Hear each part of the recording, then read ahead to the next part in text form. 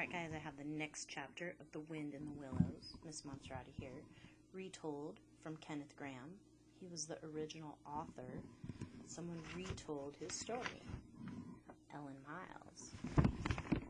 And it was illustrated by Stephen Smallman. Chapter 5, Home Sweet Home. Mole and Rat were on their way home late one December afternoon after a long day of exploring with Otter. It was a chilly, gray day, and they were looking forward to being home. Rat was walking a little ahead as Mole trotted along behind him, thinking about supper. It was dark by then, and he was very hungry. Suddenly, Mole felt a certain tingle and smelled a familiar smell. He stopped dead in his tracks, trying to figure out what it was. Then it came to him. Home! His very own home, the one he'd left on the spring cleaning day so many months ago. They must be passing near it. Oh, his happy home! Oh, sorry, I read it wrong. Oh, his happy home! He knew it wasn't anything fancy, but suddenly he wanted to see it. Ratty, he called, full of excitement, come back. Oh, come on, Mole.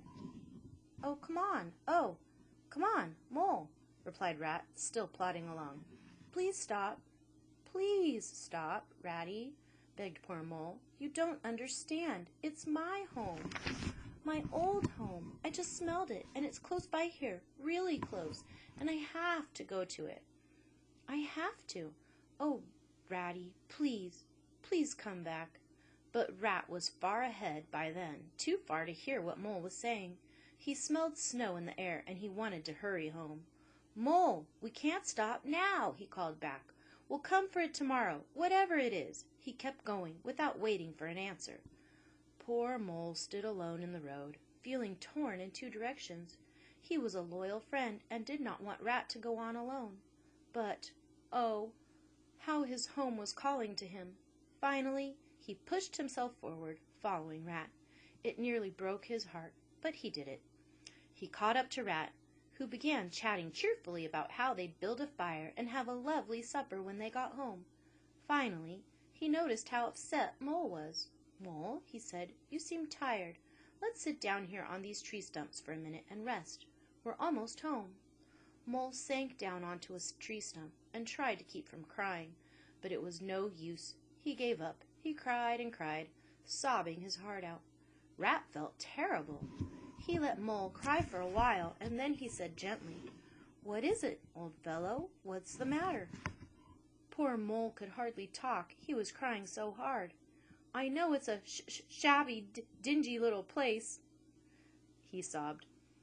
Not like your cozy room, or Toad's beautiful hall, or Badger's great house, but it was my own little home, and I loved it, and I went away and forgot all about it, and then I smelled it, and I called, and you wouldn't listen, Rat, and you wouldn't turn back, and I had to leave it, and I thought my heart would break. We could have just gone and had one look at it, Ratty, just one look, but you wouldn't turn back, Ratty. Oh dear, oh dear, oh dear. Thinking about it made him start sobbing all over again, and he began to cry even harder. Rat patted Mole gently on the shoulder. He waited until Mole's crying calmed down, and he was just sniffling. Then he got up and said, Well, now we really should be going, old chap. He set off, going back the way they'd come. Where are you going, Ratty? Cried Mole. We're going to find that home of yours, old fellow, replied Rat. So come along. We'll need your nose to find it. Now Mole felt bad, and he tried to protest, but Rat wouldn't listen. Cheerfully, he led Mole along, back to the spot where Mole had first stopped. Now, he said, use your nose.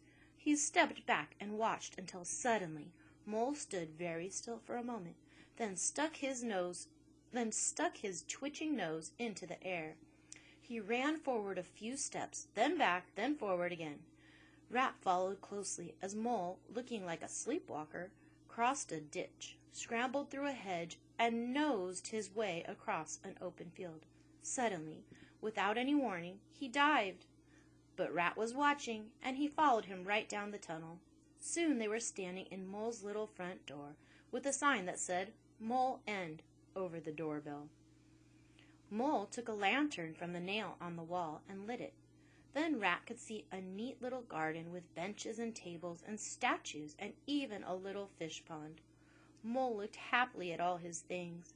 Then he led Rat inside and lit a lamp.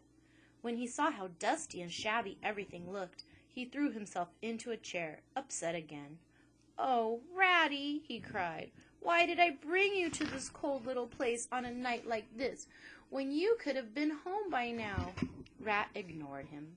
He ran here and there, opening doors, inspecting rooms and closets, and lighting lamps and candles. "What a perfect little house this is," he called out cheerily. "Everything here and everything in its place.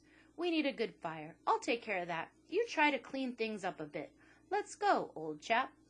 Mole jumped up and dusted and polished, and Rat soon had a cheerful blaze roaring in the fireplace.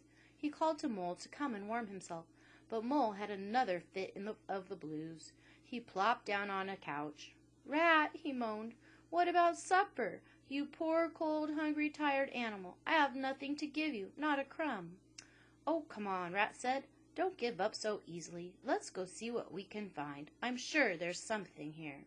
They hunted through all the cupboards and drawers and found a can of sardines, some crackers, and a sausage. "There we are," said Rat. "No bread," groaned Mole. "No butter, no steak, no ice cream," continued Rat, grinning. "Let's be happy for what we do have. Plenty to eat, and such a nice little house to eat it in. Why don't you tell me all about it while we set the table? Where did you get that nice old painting, for example?" Once Mole began to talk about his house, he couldn't stop. While Rat set the table, Mole told him all about how he'd built the house, and went on with the story of how he'd gotten every piece of furniture and every lamp. Rat nodded and smiled, getting hungrier and hungrier. Finally, they were ready to sit down to eat. But just then there was a scuffling noise from outside. Next, Mole and Rat heard voices. "Now, all in a line. Hold the lantern up a bit. Tommy, where's young Bill? We're all waiting." "What's up?" asked Rat. "I think it must be the field mice," said Mole. "They go around singing carols at this time of year. They always come to Mole End last. I used to give them hot drinks and even supper sometimes. It will be like old times to hear them again." "Let's see them," cried Rat. He ran to open the door. There in the entryway were 8 or 10 little field mice standing in a group, red scarves around their necks. As the door opened, one of the older ones said, now then, 1, 2, 3, and their shrill little voices rose on the air, singing an old Christmas carol. "Well sung, boys," cried Rat when they were done. "And now come in and warm yourselves by the fire and have something hot." "Yes, come in, field mice," cried Mole. "This is like old times. Shut the door after you.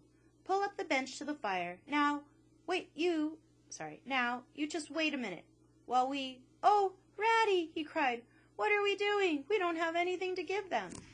"You leave that to me," said Rat. He turned to the field mice and called out, "You, with the lantern, I want to talk to you. Tell me, are there any shops open this late?" "Why, certainly, sir," replied the field mouse. "Listen then," said Rat. "I want you to go right out and get—" His voice dropped, and Mole couldn't hear much after that. Rat gave the mouse some money and a big basket and sent him on his way. The rest of the field mice sat in a row by the fire, too shy to talk much until Mole asked about their younger brothers and sisters. That got them going. Meanwhile, Rat made some hot chocolate and passed it around. Before long, the first mouse came back with a very full basket of food. In a few minutes, supper was ready, and they sat down with Mole at the head of the table. Everyone talked and laughed and ate until they were full. After dinner, the mice headed home, carrying leftovers for their younger brothers and sisters. Mole and Rat sat by the fire and talked about their day, until Rat, with a tremendous yawn, said, "Mole, old chap, I'm ready for bed." He climbed into his bunk and tucked himself in and fell asleep right away. Mole got into bed too, But before he closed his eyes, he looked around at the room and all his familiar things. He knew now that as much as he loved his adventurous life, he still loved home too. It was good to think that he always had his place to come back to. Next chapter is going to be Mr. Toad, Chapter 6. Hope you're liking it.